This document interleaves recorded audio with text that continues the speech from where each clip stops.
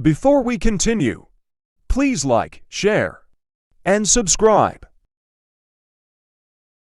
The movie begins in the year 1983 in a suburban town in America. A father, David Rayner, is yelling at his 8-year-old son Jake to wake up because he is late for school. When Jake doesn't answer, David goes to check on him and comes across a troubling sight. Jake has stopped moving and is secreting fizz from his mouth. Without wasting time, David rushes him to the hospital and discovers that his son is not the only person who woke up like that. The hallway is full of parents carrying their children and trying to contact a doctor. In fact, according to the news on TV, every single child in the world under the age of 9 has fallen into a catatonic state. Reports from the Asian, Australian, and African countries are flooding in, asking for expert advice, but even the smartest scientists have no idea what is going on. Chaos ensues as parents come to the streets to protest, but even they do not know what they are protesting against. Days turn into weeks, months, and years, but the children never go back to normal.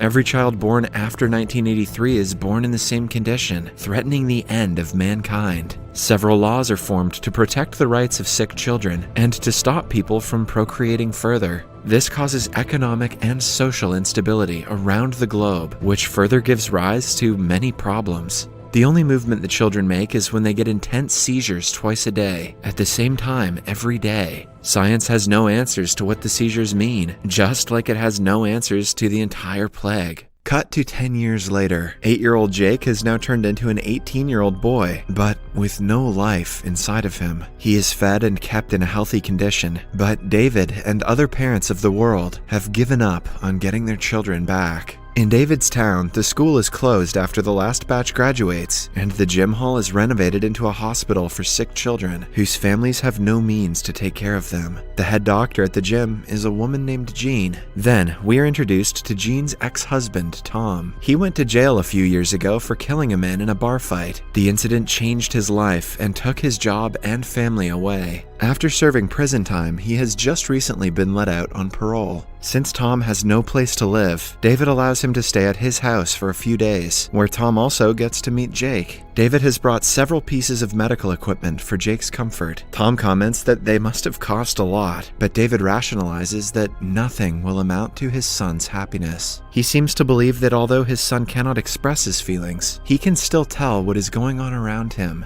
In the evening, Tom meets Jean, who isn't happy to see him. They share a brief conversation before she asks him to stay away from her. Tom is still in love with her, but she only sees him as a murderer. The following day, Tom goes to the police station to meet his old mentor and the town's sheriff. There, he sees 2 teenagers who have been arrested for trespassing. 10 years ago, they narrowly crossed the age of 9 and were saved from being like the other kids. While most such children are in bigger cities making a lot of money, these 2 break into houses and talk to unconscious children. No one knows why they do it, but by the looks of it, they seem to be struggling mentally. In the next scene, we see a doctor walking into the gym for a regular checkup. She is met with horror when she sees that they have come back to consciousness and are staring at her. The woman cannot believe her eyes and freezes in shock until one girl attacks her. Back in the house, Tom wakes up because of a noise and sees the state of emergency message on TV. He rushes upstairs to check on Jake, but finds him missing.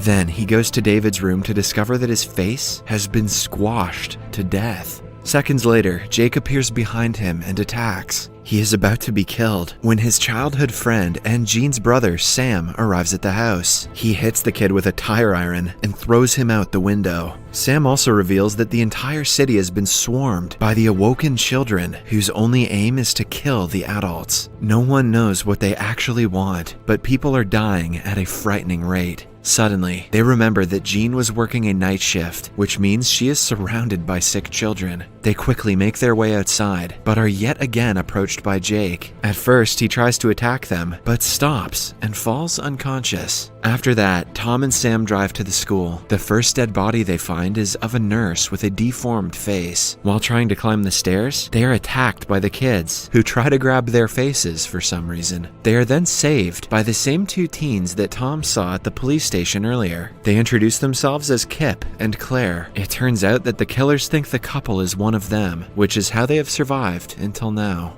Tom asks them to quickly get out of the city, while he and Sam continue looking for Jean. When in the hallways, they are almost spotted by a horde of the killers, but they manage to hide inside a room with locked doors. They also find a group of 8 survivors waiting for help. The doctors think the police are on their way to help them, unaware that no one in the town is safe, including the police. Tom is told that Jean went up a vent to get medicine for an injured survivor. He follows her, asking Sam to take care of the others. A few minutes later, Sam hears someone trying to break the door. He panics and asks the group to go down the laundry chute. They make a rope out of bed sheets and manage to climb down, one after another. Sam goes last, but halfway through, he hears the others screaming in pain. Realizing that they have been attacked, he climbs back up and unties the bed sheets. Just then, he sees a nurse trying to climb up the chute, but because of his mistake, she falls to her doom. Everything goes quiet for a second, before Sam sees a guy inside the room. Meanwhile, Tom is crawling through the vent when he comes across another kid. He is about to be attacked, but Jean arrives at the right time to save him. They both come out of the vents, deciding to return to the others. However, upon reaching the room, they see Sam with a bloodied weapon and no survivors. Jean is heartbroken because they were all her colleagues. Tom calms her down before the 3 of them make their way outside. In the hallways, they are joined by Kip and Claire. A little further, they meet the sheriff, who is also looking for survivors. All of a sudden, a panicking guard attacks Claire, assuming that she is one of the children.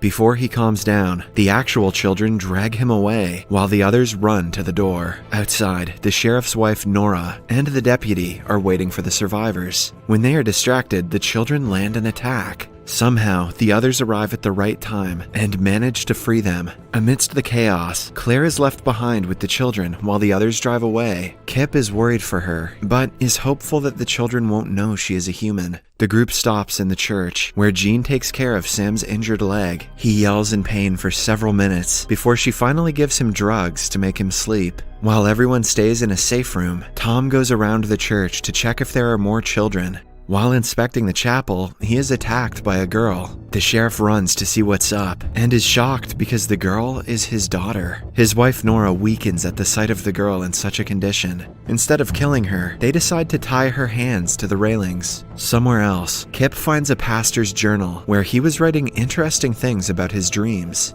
A few hours later, they see the pastor outside being swarmed by children. This is a pastor's wet dream.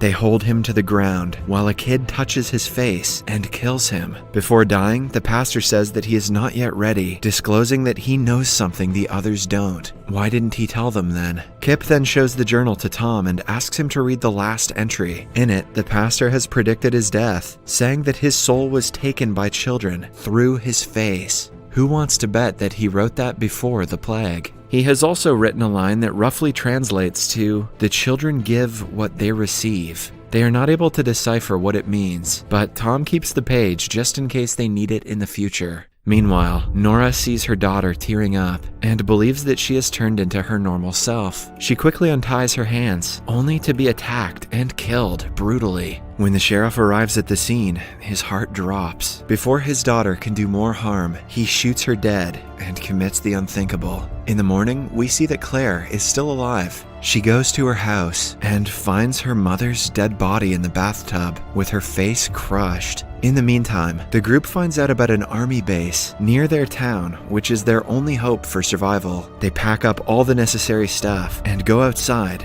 but come across a broken car. It turns out that the children are getting smarter by the hour and have learned to disable the engine in cars. They have done the same to every car in the neighborhood, so Tom has to think of another way to escape. He then remembers that David had a car inside his garage, which could still be working. Since Sam cannot walk, he and the deputies stay at the church, while the other 3 go out to David's house. They reach the place safely, but come across a girl in the front yard. She even has a gun on her, and seems to know how to use it. Suddenly, Claire appears and kills the girl. She also discloses that the children are learning to do new stuff, and almost all of them have a gun by now. Welcome to the South, baby. Back in the church, a horde of children attack Sam and the deputy. A while later, the rest of the group arrives to their dead bodies. Jean kneels down near her brother and breaks into silent sobs. She gets up surprisingly quickly, driven by the will to kill all the children. On their drive to the town's border, everyone notices her stiff demeanor. When they are distracted, 2 guys start firing at the car. The tires go flat, causing them to come to a halt right in the line of fire.